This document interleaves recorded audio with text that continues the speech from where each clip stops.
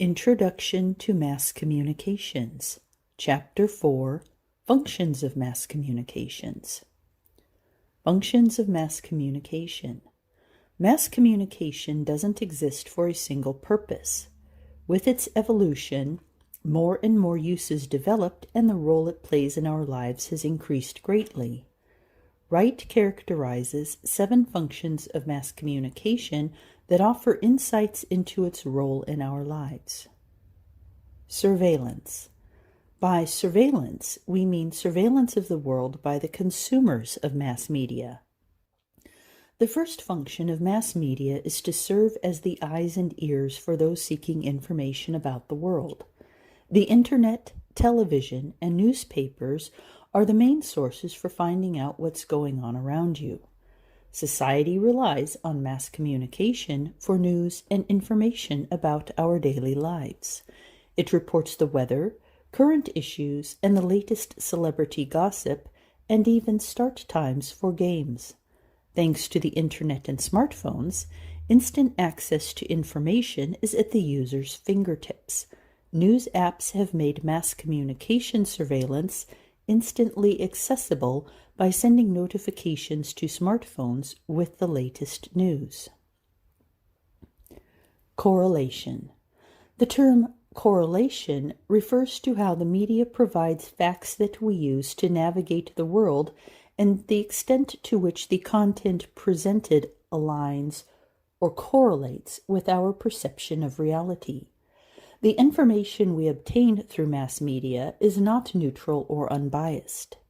People joke that if it's on the Internet, it must be true. However, we do not believe that individuals in previous generations would have asserted categorically that since it was broadcast on the radio, it had to be factual. This statement raises the question of media credibility. Can we consume media without questioning motive and agenda? Someone selects, arranges, interprets, edits, and critiques the information used in the media. If you ask anyone who works for a major reality TV show if what we see is a fair representation of what happens, the person would probably tell you, no. Sensationalization. In the news industry, there is an adage that if it bleeds, it leads, which exemplifies the concept of sensationalization. When the media promotes the most exciting themes to titillate consumers, this is known as sensationalization. Media executives, according to Eliot, think in terms of consumers rather than citizens. Good journalism sells, but regrettably so does bad journalism. Bad or irresponsible journalism is both cheaper and easier to produce. Stories that merely repeat government statements or reinforce what the audience wants to hear rather than providing independent reporting. Entertainment. Media publications bring us up to speed on our favorite celebrities' everyday activities. Daily, we utilize technology to watch sports, go to the movies, play video games, view YouTube videos, and listen to iPods. The majority of mass communication entertains as well as informs. People frequently turn to the media during their free time to escape monotony and the routine of their daily lives.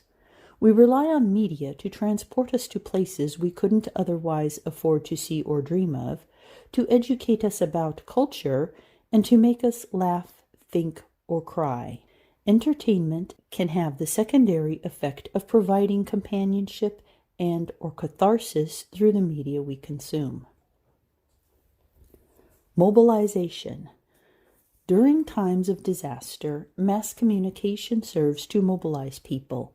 McQuail, 1994. Consider the bombing at the Boston Marathon. Regardless of your connection to the incident, Americans as a whole were shaken by the attack, and many watched the news until the perpetrators were apprehended. We can collectively see the same events taking place in real time somewhere else, thanks to fast access to media and information, mobilizing a vast number of people around a single event. The Internet's proactivity is exemplified by the online community Reddit.com. While the FBI investigated the incident, the Reddit community posted images of witnesses and attempted to identify the perpetrators. People had the impression that they were making a difference. We can also see the effects of mass communication in the responses to the flooding of vast swaths of Pakistan, as well as statuses of loved ones and charitable relief efforts. Persuading. Persuasion is the process of influencing another person's mind. When we are unsure about something, the media insists us and encourages us to pursue it. It encourages us to take sides on a specific subject. Mass media is referred to as a mind-leading instrument over humans because of its persuading role. The mass media frequently attempts to convince people through editorials and commentaries with a clear, persuasive goal. Both deliberately and unknowingly, media content persuades us. Advertising is the most evident type of media communication aimed to persuade. Advertisements compel viewers to purchase toothpaste, cornflakes, automobiles, and other items. Both electronic and print media are used to advertise products, services, businesses, charities, and political campaigns due to their persuasive ability. Persuasion by the media can be both positive and negative. The audience tries to filter persuasive media information through collective and individual moral values. Education. The media educates us on a variety of themes and topics. It is regarded as a good source of education for people of all levels. It gives education in two ways, directly and indirectly. Many distant education programs are direct, while others give indirect health, environmental, and moral norms instruction. Japan's NHK, for example, has an extremely ambitious instructional broadcasting program. It provides mentally and physically challenged students elementary, secondary, and higher education, as well as foreign languages, vocational and technical training, agricultural, forestry, and fisheries guidance, and special programs for children, adolescents, and women. The NHK's broadcasts reach over 90% of Japan's primary and secondary schools. The BBC is promoting the Open University concept. Many instructional materials are also published in India's print and electronic media.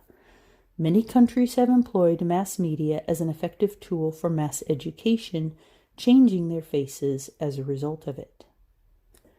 Socialization. People are always looking for knowledge that will help them blend in with their peers. Nobody is born with the knowledge of how to function in society. It is something we learn through our parents, society, and the media. The media inculcates a lot of beliefs, behaviors, and cultural conventions. It influences our actions, attitudes, and beliefs, among other things. The media influences how people dress, interact with others, and decide what they want to become. Socialization is a lifelong process of learning how to function within the context of society. Media-related social activities include gathering around the radio, going to the movies with friends, and going to the theater with family members. Togetherness and commonality are aided by mass media. Transmission. The mass media serves as a conduit for the transmission of cultural norms, values, regulations, and habits. Consider how you learned about the latest fashion or music trends. We look for role models who can demonstrate proper cultural norms, but all too frequently we fail to recognize when they are acting inappropriately or in a caricatured manner. Mainstream culture begins to shop, dress, smell, walk, and speak in the manner of the influencers in music videos, commercials, or films. Why would soft drink corporations pay celebrities like Kendall Jenner and Taylor Swift millions of dollars to promote their products? Have you ever purchased a pair of shoes or altered your haircut as a result of pop culture content you consumed? Culture, age, media type, and other cultural factors influence how we learn and understand our culture through mass communication. Validation. Mass communication functions to validate the status and norms of particular individuals, movements, organizations, or products.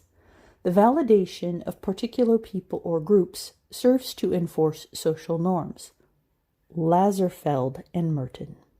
What demographic traits characterize the main characters in the majority of television dramas and sitcoms?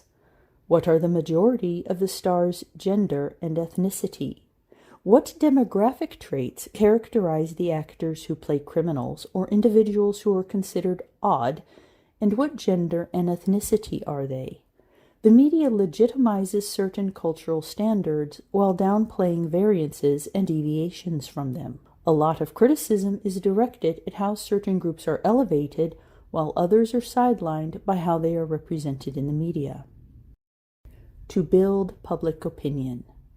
The creation of public opinion on any national or worldwide topic is another key goal of mass communication.